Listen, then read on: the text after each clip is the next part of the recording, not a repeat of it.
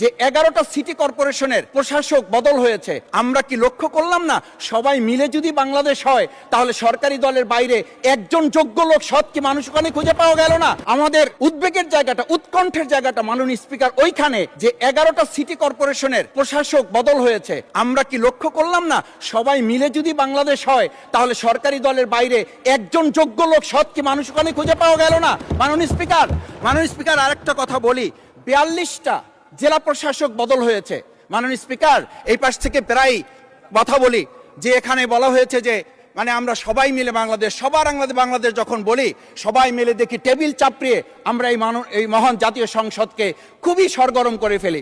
এই 42টা যে জেলা প্রশাসক নিয়োগ হয়েছে, এই জেলা পরিষদে গোটা বাংলাদেশের মধ্যে আজকে এখানে যে কমিটি হয়, সেই কমিটিতে আমরা বলি ন্যায্যতার ভিত্তিতে আপনাদের থেকে 2 জন দেন, 1 জন দেন।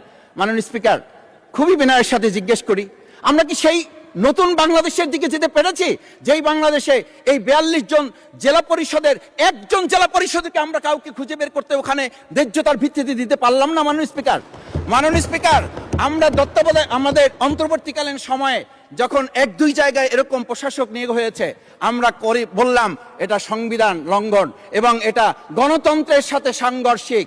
আজকে গণতন্ত্রের নির্বাচনের ভিত্তিতে আমরা যখন একটা সরকার পেলাম, সেই সরকারে স্থানীয় নির্বাচনের দিকে না গিয়ে যেখানে সরকারের প্রশাসক ছিল তাদেরকে তড়িঘড়ি করে বদল করে বিশ্ববিদ্যালয় গেলে থেকে শুরু করে নিজ দলীয় লোক গ্রহণ করে, আমরা কি এটা বলতে পারি যে সবাই মিলে বাংলাদেশ এবং সবার আগে বাংলাদেশ আসলে এটা আমাদের দেশে আসছে?